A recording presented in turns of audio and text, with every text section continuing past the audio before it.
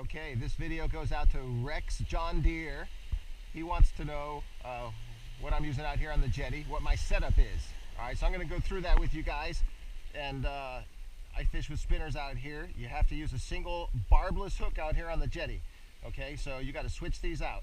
This is a Flying C. That's a 7/8.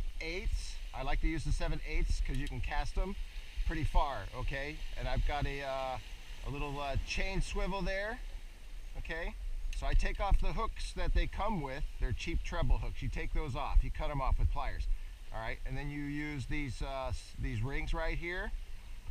All right, and then a swivel, another ring, and then your hook. Okay, so that adds a little weight to the Flying C, so you can get it out there further. Okay, all right. I put a little scent on that too when I throw it out there.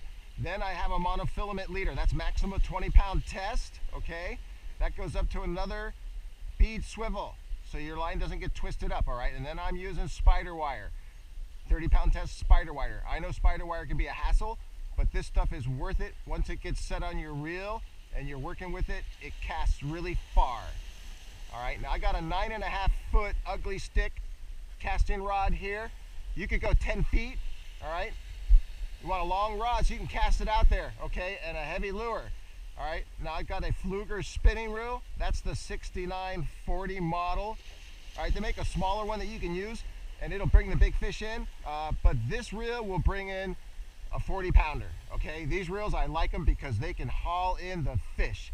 All right, if you watch some of my videos, you'll see some big fish just tear these reels, tear the drag off them, and then reel them back in. So these are great reels. All right, so that's my setup out here on the jetty. That's what I fish with. Now, you can use Flying Fox spinners. Those are good. That's a number 6, okay, with a hook on it. But these don't cast as far because that blade spins in the wind. That body's a little wide, so that lure won't cast as far as the Flying C. That's a MEPS Flying C. All right, I like the red. I also go with the orange. So there's a couple different colors. Pretty much they all work out here. Big fish, I think, like these darker colors a little more. All right, so that's the setup. And make sure you go with a barbless hook.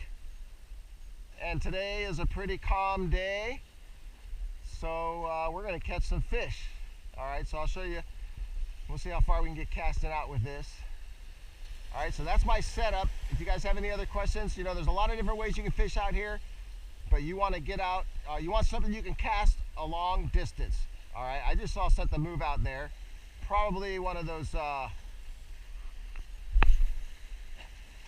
dolphins or porpoises. There's porpoises out here, but all right, that's a good cast out there. All right, so the water's nice and calm. Nice slow retrieve right now.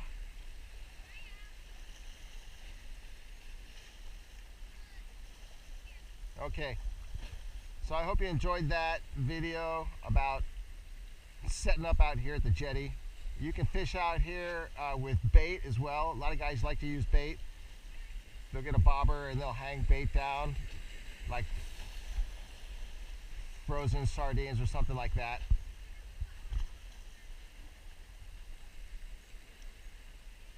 When you're fishing out here, sometimes the fish come right up to the rocks and hit your lure. So you can see my lure coming in there.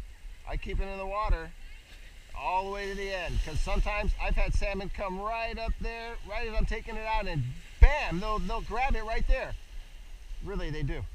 Okay, so that's it, guys. And I'm going to pay a little more attention to my comment sections. I really wasn't doing that much before, but I'll answer questions. I'll make videos for you. This one goes out to T-Rex. Okay, so I hope you liked it. I hope you learned something, and I hope you catch some big-ass salmon.